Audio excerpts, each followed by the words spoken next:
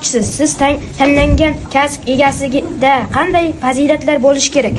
Kelajakda siz qanday kasb egasi bo'lmoqchisiz? Siz tanlagan kasbda qanday fazilatlarga ega bo'lish kerak? Kelajakda shifokor bo'lmoqchiman. Shifokor kasbida Halol ishlash kerak, Xuddi xalatidek, oppoq xalatidek halol ishlash kerak. Yaxshi, boshladik.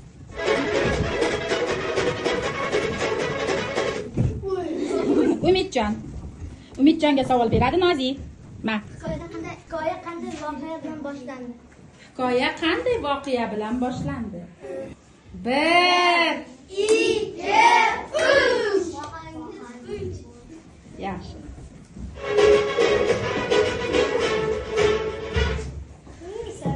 Sarvinazga savol beradi Quvonchbek. Hikoyada qanday voqea bilan boshlandi? Xo'p, yaxshi javob bera olmadi. Hikoya qanday voqea bilan boshlandi? 1 2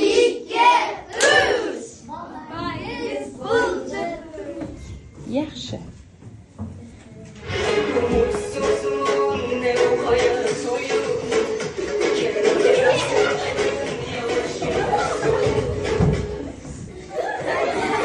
Dilshodaga savol beradi.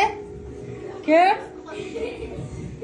Dilshodaga kim savol beradi? Maydondagi bolalar she'rining muallifi kim? Maydondagi bolalar she'rining muallifi kim? Hikoyasining. Xo'p, yaxshi. Kim? Mahmud Murodov deb.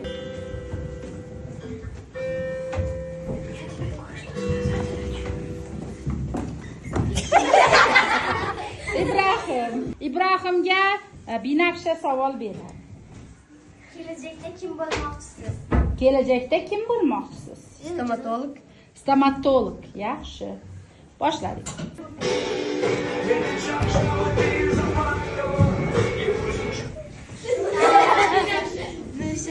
Quvonchga savol beradi.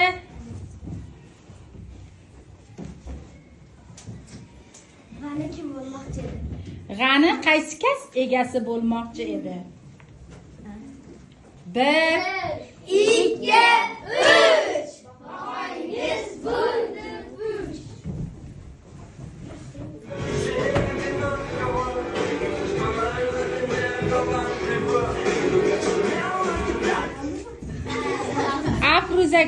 Afruzaga savol beradi Elbek. Bog' darvozasi oldidagi matbuotdan ana shu odam qanday narsa sotib oldi? Bog' darvozasi oldidagi matbuotdan odam o'sha kishi qanday mahsulot sotib oldi? Olmamidi? 1 2 3 Boyingiz bo'ldi 3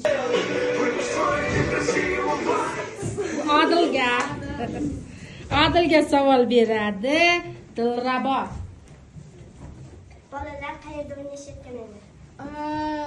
Bolalar maydonchasida. Maydonchada o'ynayotishadi, to'g'rimi? Yaxshi.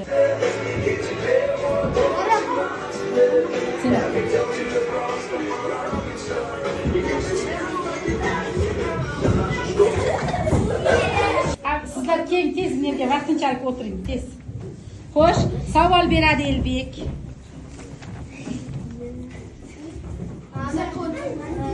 Anvar qurmoqchi bo'lgan bolalar markazida qanday sport turlari bor edi? Anvar qurmoqchi bo'lgan bolalar markazida qanday sport turlari bor edi? Tennis, suzish, futbol maydonchasi. Noto'g'ri, Noto'g'ri. 1 2 3 Boyingiz bo'ldi 3 Demak, noto'g'ri. Endi xo'sh, savolni Bobirshohga Nozigul beradi. Anvar orzusi haqida so'zlab ber. Anvarning orzusi haqida so'zlab bering. Anvarning orzusi 1 2 3 Boyingiz bo'ldi 3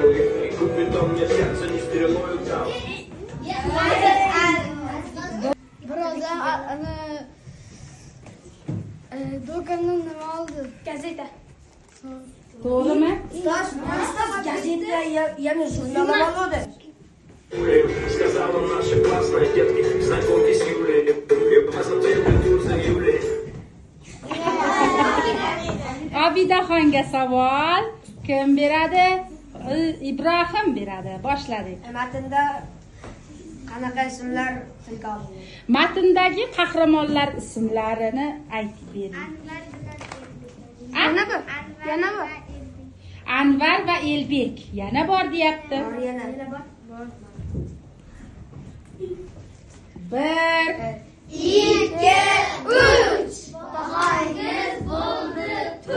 Боюсь, я утром меня, она не любит, а друг другого любит. Юля любит и меня.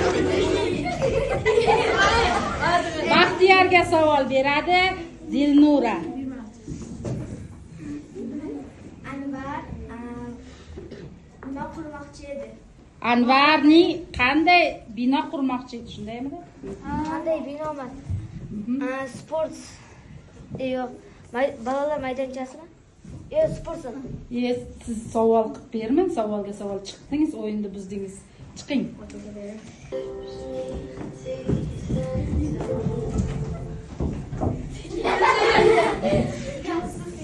Dilshodaga savol beradi Sherzod. Nima uchun Elbek quruvchi bo'lishni xohlamadi? Nima uchun Elbek quruvchi bo'lishni xohladi? O'zi xohlagan kasb egasi bo'lish. Chunki o'zi xohlagan kasb egasi, to'g'rimidi? To'g'ri, yaxshi. O'yinni boshlaymizmi? Двоих у меня с Юлей, одна фамилия. Oppa. Dilraboga savol beradi. Nima Farangiz do'sti?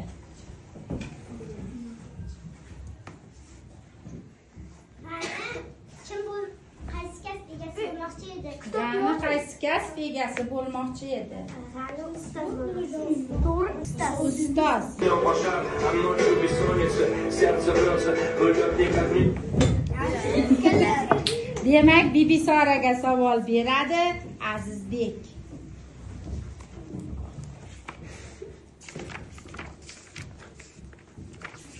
Kitob varaqlab o'tiribsizmi? Siz demak o'qimagansiz? Yo'q. O'qimadingmi? Yo'q. O'qimadingmi? Yo'q. O'qimadingmi? Haqiqatni aytyapsiz-da, siz o'qimadingmi, o'qidingmi? O'qidim. Xo'sh, bering savol emasa. Hikoyada voqeani o'zingiz tushungancha so'zlab bering. Hikoya voqeasini o'zingiz tushunganini qisqa va lo'nda qilib so'zlab bering. Matnning boshlanishi holdan toyib kelayotgan edi. Keyin bolalar unga bir so'zni aytib, o'ziga keltirdi. Bo'lasan dedi. Keyin Elbek Xohlamadi, to'g'rimi? Yaxshi, davom ettiramiz. Когда утром я решил сделать первый шаг, купил цветы и под подъезд. Ketdi. To'g'rimi? Yaxshi, davom ettiramiz. Лишь бы не пришло, или пришла драма по классике, но нет, она пришла, а подружку с одноклассником. Izzatga savol beradi Bibi Sora. Mart o'g'lonlar boramiz she'rining 2 kupletini aytib berdi. Mart o'g'lonlar bo'lamiz she'ridan 2 kupletini so'zlab berdi. Tog'ni baland demanglar, istasangiz chiqasiz. Raqibni kuchli demang, g'ayrat qilib yengasiz. G'ayrat qilib yengasiz. Mard bo'ling, botir bo'ling. Shu otaning tilagi, ezgu yo'lga hamroh bo'ling. Ezgu yo'lga hamroh bo'ling.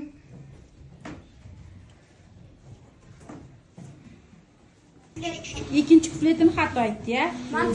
Demak, mantiqan to'g'ri bo'lgan bilan bu she'r. She'rda aytganday aytmadi bu. Chiqamiz.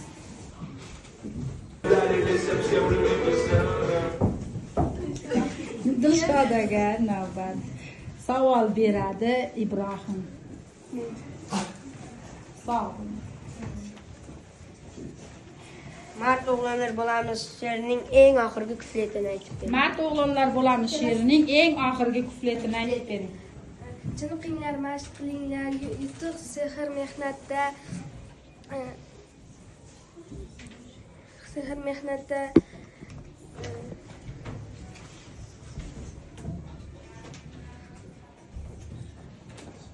Eslating. xalqni izzat qilgan inson bo'lar doim izzatda. Lekin adolatdan bo'lmay qolibdi. Sherzodni chiqarib yubordik-ku. Demak, Dilshoda ham bu o'yinda nima qiladi? Tark etadi.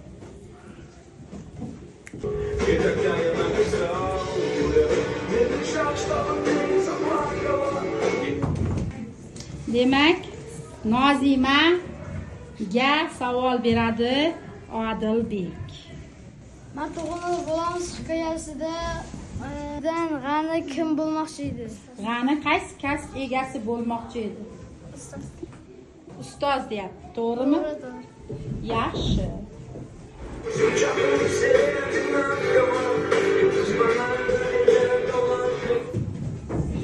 Bibi Soraga savol beradi Nozimaxon. Kelajakda kim bo'lmoqchisiz?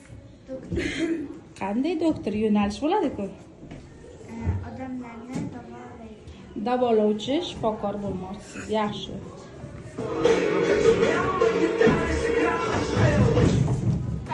Aha, Ibrohimga savol beramiz. Elbek. Mard o'g'lonlar bo'lamiz she'rining muallifi kim? Mard o'g'lonlar bo'lamiz she'rining muallifi kim? Ibrohim 1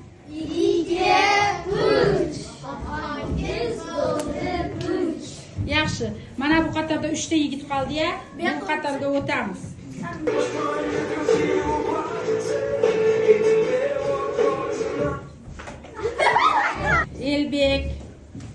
Elbekga savol beradi Dilrabo. Mard o'g'lonlar bo'lamiz she'ridan 3-kupletini aytib bering. Mard o'g'lonlar bo'lamiz she'rining 3-qatorindagi. Dadajon siz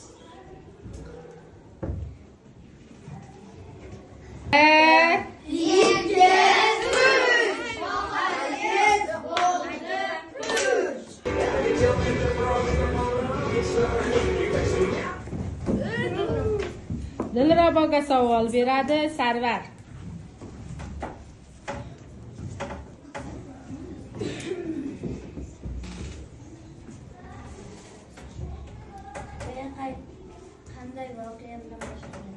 Hikoya qanday voqea bilan boshlandi? Bir odam ishdan charchab, boshi og'rib, ikki chekasi og'rib kelayotgan edi. Holsiz, hamma joyi og'rib kelayotgan edi. Yaxshi.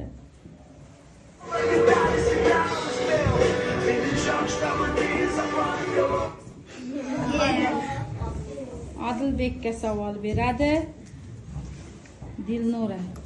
Maydondagi bolalar nima haqida suhbatlashayotgan edi? Maydonda bolalar aslida nima haqida suhbatlashayotgan? qaysi kasb bo'lmoqchiligini orzu shu aytayotgan edi. Qaysi kasb egasi bo'lishini orzularini aytmoqda edi, to'g'rimi? Yaxshi.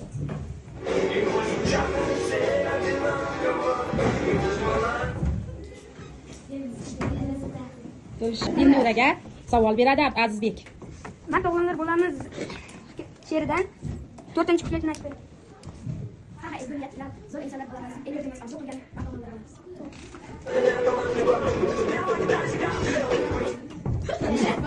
Nozimaga savol beradi Odilbek. Cho'rtan baliq va mushukning muallifi kim? Cho'rtan baliq va mushukning muallifi kim? Kavsar Kurdiyeva. Demak, noto'g'ri javob. Hozir kuchli 7 talikmiz hozir. Qani, yana 2 kishini biz nima qilishimiz kerak? Doskaga chiqarishimiz kerak. Demak, ungacha o'yinni boshladik. Demak, Odilga savol beradi Farangiz. Hikoyada kim ustoz bo'lmoqchi edi? Hikoyada kim ustoz bo'lmoqchi edi? Ofarin.